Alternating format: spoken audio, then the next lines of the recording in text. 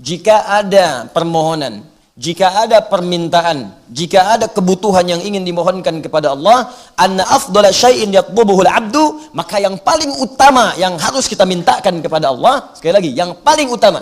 Jadi kalau Anda bingung nih, mau minta apa? Inilah gambarannya. Teman-teman sekarang dikasih tahu, Anda mau minta apapun akan dikabulkan seketika. Kira-kira mau minta apa? Tuh saking banyaknya, nggak bisa bilang. Ada yang minta lancar pekerjaan, ada yang minta misal Allah lancar kedudukan, ada yang minta harta, ada yang minta lancar kepernikahan, ada yang minta macam-macam, kumpul lah. Banyak tuh. Nah, kalau sedang banyak yang dimintakan itu, ya sepakat para ulama dengan ayat ini, maka yang paling utama dimohonkan minta hidayah kepada Allah. Karena tadi ketika hidayah diberikan oleh Allah, maka semua kebutuhan yang bahkan belum kita mintakan seketika dikabulkan. Jelas? Baik. Sekarang lihat. Innama huwa hidayatuhu ila tariqil ladzi yusilu ila asfal ghayat. Mintalah hidayah kepada Allah, yang hidayah itulah akan mengantarkan Anda kepada pemberian tertinggi yang Anda butuhkan dalam kehidupan yang akan diberikan oleh Allah Subhanahu wa taala. Jadi kalau Anda benar permintaannya ini, benar bacaannya, itu seketika akan diberikan tingkat yang paling tinggi. Jadi kalau pekerjaan, kedudukan tertinggi. Kalau harta, harta yang paling bagus, yang tertinggi yang bisa Anda raih. Kalau pelajaran, posisi yang tertinggi, baik ilmunya ataupun prestasinya. Demikian seterusnya. Ya, jadi ketika Anda mintakan, minta apa? Hidayah. Nah, apa hidayah itu? Oh, bukan ada hidayat. Ya, lihat sini. Wa'a'udhamal maqasid. Dan tujuan-tujuan yang paling agung di balik semua permohonan itu hidayah. Faqala ta'ala, maka Allah berfirman, ihdinas siratal mustaqim, ihdinas siratal mustaqim, siratal ladzina an'amta 'alaihim ghairil maghdubi 'alaihim waladdallin. Jelas? Baik, yuk kita bahas yang ihdinas siratal mustaqim. Wal hidayatu, adapun yang dimaksud dengan hidayah. Pertama, makna yang pertama, hiya li irsyad. Wad dilalatu bi lutfin ala ma yusilu ila al-bughyah. Pertama, al-irsyad. Turunkan di sini. Bisa tarik sini ya. Satu, al-irsyad. Ya, kan. Yang kedua, ad-dilalah bi lutfin. Ad-dilalah bi lutfin. Ila ma yusilu ila al-bughyah. Tiga, saya teruskan dulu, nanti saya terjemahkan pelan-pelan. Yang ketiga, saya ambil dari buku para ulama dulu ya, tafsir, supaya nanti yang nggak ada yang menyebut apa yang saya sampaikan cuma utak-atik gitu kan. Nanti kita lihat dulu ke sini. Baik, sebetulnya saya hafal, saya menghafal kitab ini. Cuman kadang-kadang kalau nggak saya bawa kitabnya, ini pendapat sendiri gitu kan. Baik. Kita aja di luar diminta kuliah umum gitu kan, masa di sini tuduh bid'ah. Wa tusnadul hidayatu ila Allah wa ila nabi wa ila al-Qur'an. Kadang-kadang hidayah itu bisa dipahami pertama maksudnya Allah. Jadi kalau disebutkan hidayah, maka Allah sumbernya, sumber yang dimaksudkan. Misal, walladzi qaddara fahada. Dialah Allah yang telah menentukan kebutuhan kita kadarnya berapa untuk hidup di dunia, wahada, dan memberikan hidayah. Jadi kalau ada kata hidayah, maka bisa yang dimaksudkan adalah sumbernya, yaitu Allah Subhanahu wa taala. Jadi bisa berupa sumber sini. Saya dahulukan yang paling atas, kembali kepada Allah. Kadang yang dimaksud Al-Quran. Dua Al-Quran. Tambahkan dari sini Al-Quran. Dalilnya apa? Al-Baqarah ayat kedua. Dzalikal kitabu la hudan lil. Al-Quran jangan diragukan isinya. Hudan itu kumpulan hidayah. Jadi kalau Anda ingin menemukan irsyad, dilalah dan lain sebagainya, buka Quran, Anda temukan di situ. Anda ingin mendapatkan irsyad, dilalah, dekati Allah, itu sumbernya. Nanti saya terangkan apa itu irsyad, apa itu dilalah, apa itu yang lain. Kadang disebutkan Rasul, Nabi. Bukankah Nabi dan antara namanya hadian ila suratil mustaqim, yang ngajak, membawa hidayah kepada jalan yang benar. Nabi. Kadang yang dimaksudkan Rasulullah SAW. Allah, kadang disebutkan Al-Quran sebagai kitab sumber rujukan, kadang dimaksud Rasulullah SAW. Rasul dengan hadis dan sunnahnya. Kalau Anda ingin dapat petunjuk jenis-jenis hidayah, maka lihat bagaimana Nabi mengajarkan. Buka hadisnya, buka sunnahnya, lihat ajarannya, buka Al-Qurannya, minta kepada Allah pemiliknya. Jadi kalau yang tiga ini sumber hidayah. Kalau makna hidayahnya sendiri, satu, dua, satu lagi yang terakhir, saya bacakan, ada yang terakhir, yang ketiga. Wa qad yuradu minhal isal ila ma fihi khair. Dan kadang yang dimaksud dengan hidayah itu semua bentuk-bentuk kebaikan yang kita harapkan. Kesuksesan, hidayah. Kebahagiaan, hidayah. Sukses baik tidak? Baik, maka itu masuk hidayah. Bahagia baik tidak? Baik, maka itu hidayah. Pilih mana? Sukses tidak bahagia atau bahagia nggak sukses? Sukses tapi bahagia. Hidayah. Nah, jadi kullu ma fihi khair. Saya jadikan hitam karena ini banyak yang diharapkan. Kullu ma fihi khair. Rumah tangga tenang. Ya? Bagian dari kebaikan. Jadi semua yang baik-baik itu disebut dengan hidayah. Irsyad adalah petunjuk yang bisa membedakan secara matang dengan nalar mana yang baik, mana yang buruk. Nah, teman-teman, irsyad ini itu bagian dari hidayah. Jadi kalau Allah sudah berikan hidayah pada seseorang, maka hidupnya akan tertata dengan rapi. Mana yang pertama? Dia bisa bedakan, ini yang benar nih. Ini juga benar, bukan cuma salah, ini benar, cuman ini butuh, ini cuma keinginan. Nah, gini nih, praktek paling gampangnya. Saya sering contohkan ini. Kalau haus itu pengen apa? Nah, berarti yang dibutuhkan minuman kan? Ya, artinya sepanjang ada minuman yang halal, yang benar, karena makna rushdun itu bisa bedakan mana halal, mana haram. Sepanjang ada minuman yang halal, yang selesai itu, dengan minuman itu haus hilang, maka dia cukupkan pada itu. Ini ada air bening, cukup, minum aja. Ya, rumus nabinya dipakai. Khudh biyaminika ma yalik, ambil dengan tanganmu, tangan kananmu yang paling dekat denganmu. Sambillah, sebut nama Allah, bismillahirrahmanirrahim. Kemudian baru nikmati. Bismillahirrahmanirrahim. Alhamdulillahirrabbilalamin. Selesai, simpan lagi. Yang penting bisa minum. Tapi kalau Anda kemudian, maaf ya, untuk minum saja masih memenuhi nafsu keinginan, benar memang uang ada halal, tapi mempersulit diri, itu belum punya sifat irsyad. Mah, mau minum. Siapa? Datang. Air bening. Ah, nggak mau air putih. Ini bukan peti, Pak. Bening, sebening jiwa mama. Misal. Kadang-kadang kan perlu juga yang seperti itu. Ah, Mamah Diana. Bukan, Mamah kan Ani. Tapi Diana malam ini. Apa itu Diana? Diam-diam mempesona. Catat. Kasihan Faruk. Ntar ya, sebelum kiamat kurang 2 hari dapat insya Allah. Setidaknya begitu dihisab pernah menikah. Dok, alhamdulillah. Tayyib. Jadi kalau dikasih, nggak mau yang ini, pengennya jus. Repot. Jus apa, Pak? Buah naga. Naga yang mana? Hongkong. Itu capek. Capek. Berarti Anda belum irsyad. Belum qanaah di sini. Yang ada nikmati.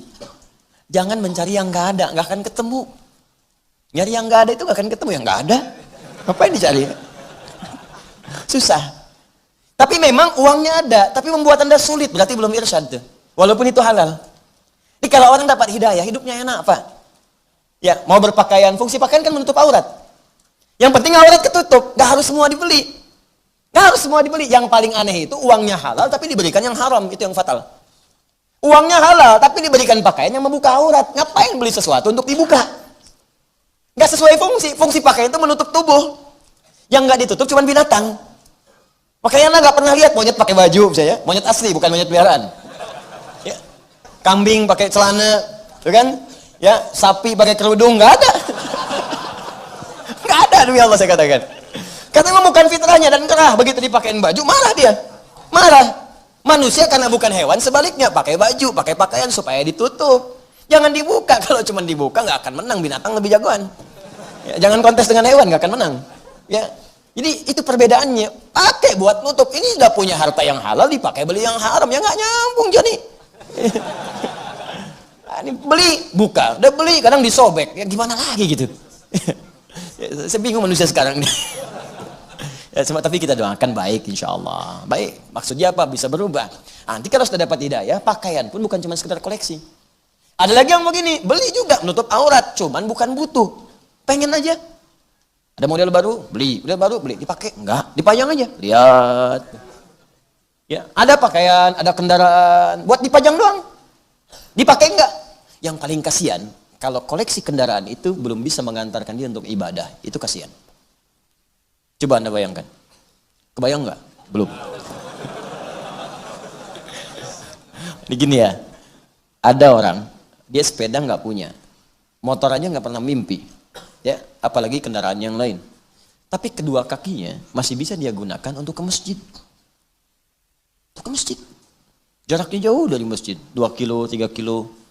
Ya, kadang jalan kaki dia tempuh untuk ibadah tuh. Masya Allah. Ada orang sepeda punya, mereknya banyak. Ya. Motor dia punya. Mobil pun banyak koleksinya, sampai yang baru-baru banyak. Jarak masjid ke rumahnya cuma 100 meter.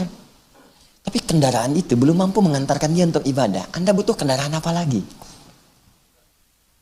Ambulan.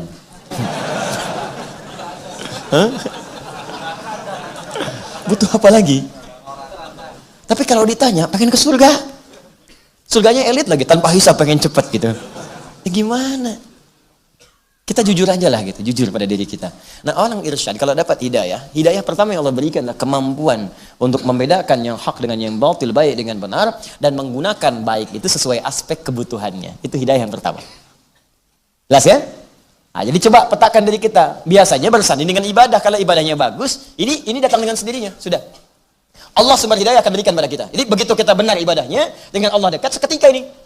Demi Allah saya katakan ya, hijrah yang pertama kali, jika Anda berhijrah, sekarang sedang tren kan, hijrah. Hijrah pertama kali itu, jika benar kedekatan kita dengan Allah, benar, sempurna, dalam arti sempurna itu kita berusaha benar sesuai batas kemampuan kita, dan merasa dekat dengan Allah, maka hidayah yang pertama diberikan oleh Allah yang pertama ini.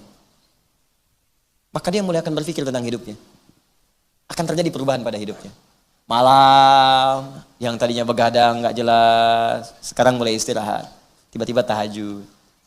Kumpul-kumpul yang gak jelas, sekarang sudah mulai ke majelis ilmu. Bacaan-bacaan sudah berubah. Terus pola hidup jadi berganti. Yang dibutuhkan, yang dikerjakan. Yang lain-lain jadi gak hobi. Kaya ya, kaya. Koleksi apapun mampu. Tapi seadanya aja gitu dipakai. Ya sebutuhnya. Itu indah tuh. Satu. Dua, ad-dilalatu bilutfin ala ma yusilu ilal bughyah. Bimbingan Allah lewat hati dengan lembut. Langsung akan ada bisikan pada jiwa untuk menyampaikan kita pada tujuan kebenaran. Bisa menyampaikan pada yang hak, bisa mencegah dari yang mungkar. Nah, ini sering kita rasakan. Ya, gampangnya begini. Kalau kita sedang dengar azan kan, Allahu Akbar, Allahu Akbar. Terus di hati kita tuh suka ada bisikan. Ada suara, ada panduan. Cepat sudah azan, cepat. Ada pernah begitu? Itu hidayah. Itu standar tuh. Kalau nggak ada bisikan berarti perlu dipertanyakan. Karena ini yang paling standar. Paling standar. Atau mengarahkan Anda untuk berpaling dari maksiat. Berpaling dari maksiat. Contoh begini. Ini kan turun nanti nih, ya. Mau pulang nih. Nah, coba begitu Anda mau kenakan sandal Anda, iseng pakai yang lain dulu. Tapi yang diterusin, tes aja. Awas, saya cuma minta ngetes. Itu yang mau keluar tes tuh nanti itu.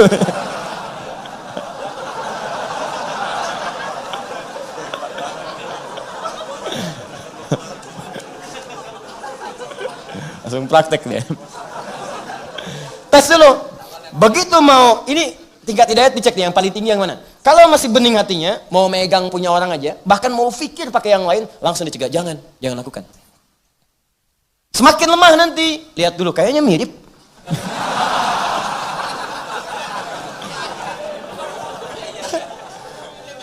Di hati emang begitu, emang mirip, tapi bukan punya ente. Lemah lagi, mau dipakai. Sampai begitu mau dipakai, kalau pertama kali belum pernah berbuat salah, itu hatinya akan gelisah. Kamu salah. Sampai di mimpi pun ke bawah mimpi. Kamu salah. Itu yang paling datar. Ya, kalau ini banyak turunan nanti ada di mata, masuk ke mata, ngelihat yang salah cepat palingkan. Itu nggak benar. Ada ke tangan, mau megang salah, palingkan. Ya, kaki mau melangkah yang salah, nggak boleh. Balik lagi. Itu hati kita itu. Itu namanya burhan. Apa namanya? Burhan itu orang yang punya bimbingan di jiwanya untuk mengarahkan dari yang buruk kepada yang baik.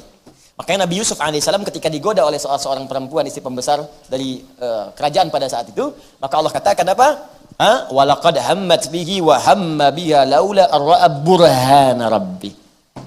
Sungguh tertarik perempuan itu pada Yusuf. Yusuf kalau nggak dapat burhan dari Allah bisa tertarik. Cuman karena beliau Nabi dan Rasul, burhannya sampai datang. Bimbing, jauhkan dari itu nggak benar. Berpaling. Burhan itu. Nah, kita pun bisa dapat burhan sepanjang hubungan kita dekat dengan Allah Subhanahu wa taala. Burhan.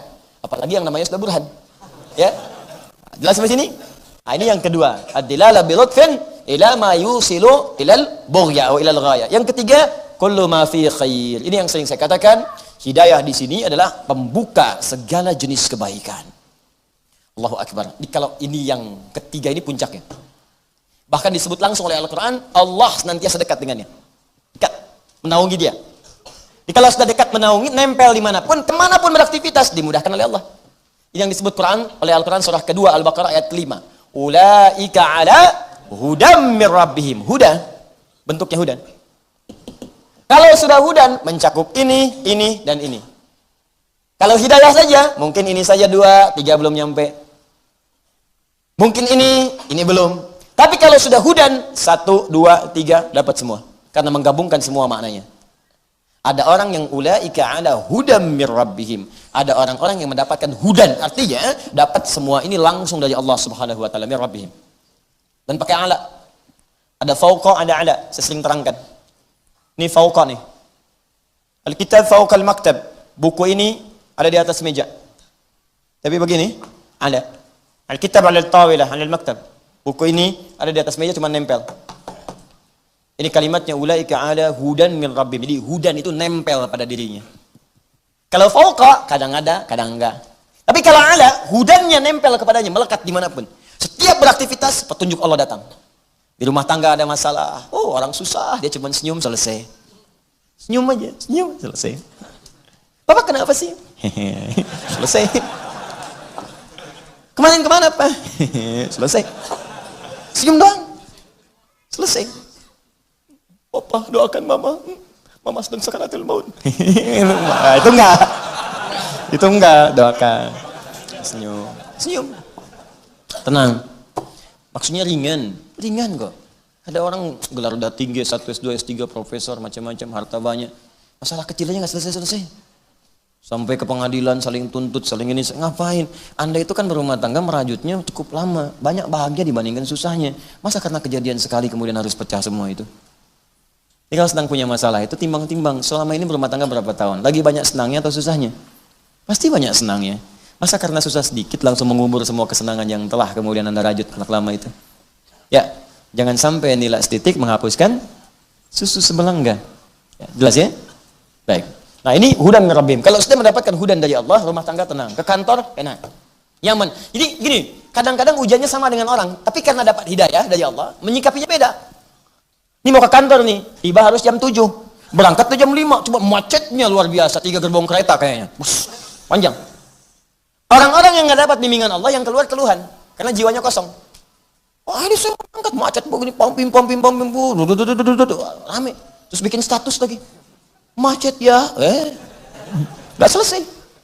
Tapi yang ini tidak. Jam berapa sampai? Jam 7. Sekarang jam berapa? Setengah 7. Oh. Estimasi berapa? Masih 2 jam. Alhamdulillah. Ada 2 jam untuk bisa mendengarkan Al-Quran. Rizki sudah diatur. Toh kita buru-buru pun tetap macet juga.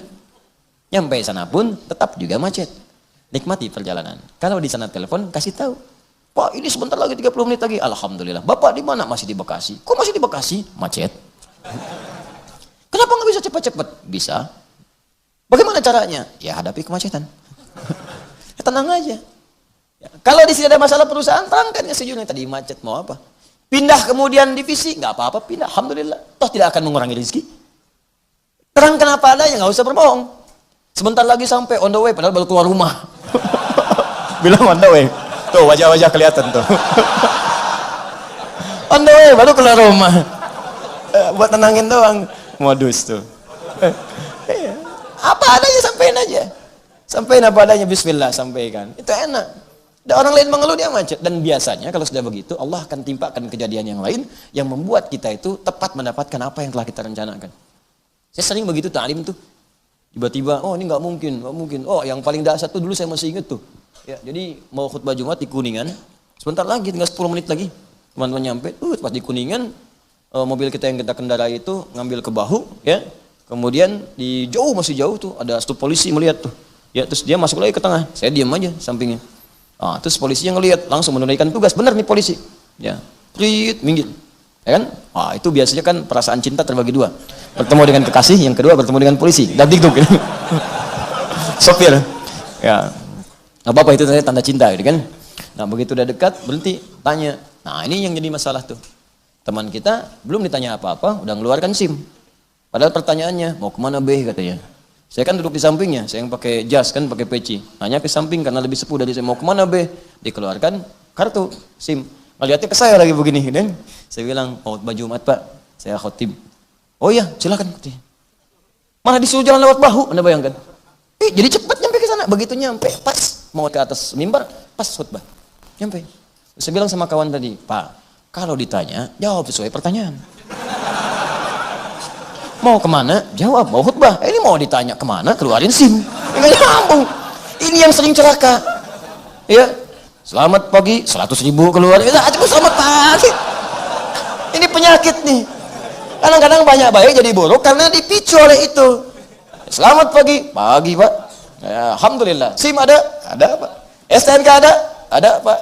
Tahu melanggar? Tidak tahu Pak. Anda baru melanggar lampu merah. Lihat ini? Oh, lihat Pak. Kenapa dilanggar? Saya nggak tahu, ada Bapak.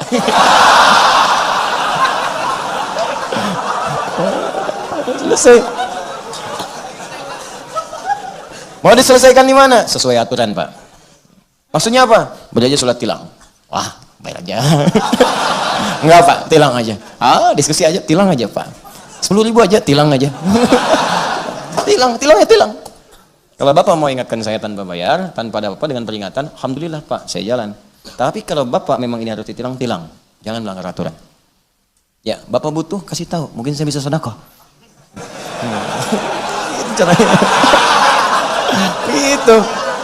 Nah, jadi marwah pun akan dijaga. Baik, tilang, udah selesai. Tilang, ikuti aja nggak apa-apa. Namanya peraturan. Ikuti. Berangkat. Sidangnya sidang, sudah enak hidup kita. Ini nggak ada beban. Ya, ini udah ngasih, di perjalanan ngomel lagi. Ya, mintanya kebanyakan. Minta kebanyakan, ente yang ngasih. Kalau Anda tidak memberi peluang pada maksiat, maka insya Allah jalan lebar kebaikan akan terbuka. Jelas? Nah, kalau sudah semua itu, wa ulaika humul muflihun.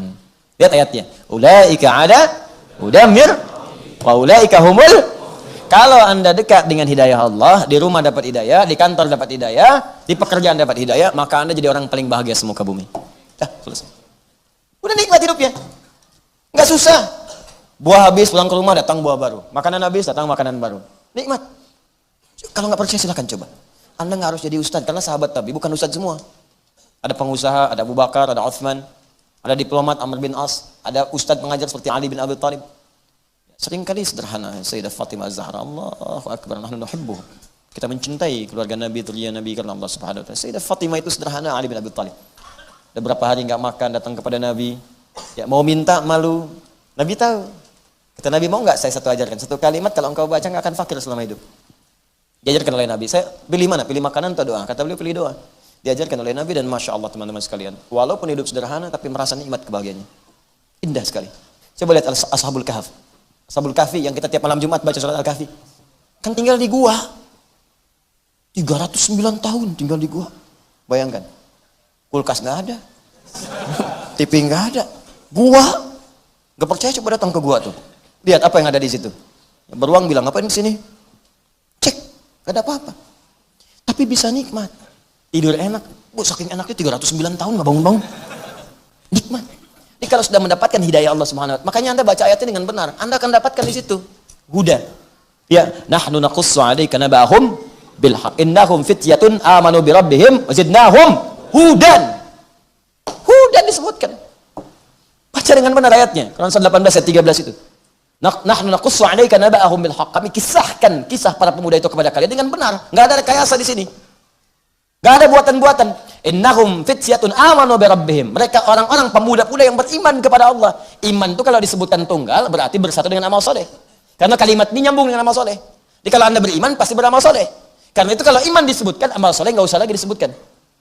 Kadang disandingkan untuk latihan. Kalau sudah mantap latihannya, tinggal imannya disebutkan. Makanya si pemuda ini amalnya nggak disebutkan, imannya aja. Karena amalnya sudah nampak. Wa zidnahum huda. Ketika imannya kuat, amalnya banyak, zidnahum huda, kami tambahkan kenyamanan dari kami. Saking nikmatnya hudan dari Allah, kullu ma fi khair. Semua yang baik-baik dapat di gua itu.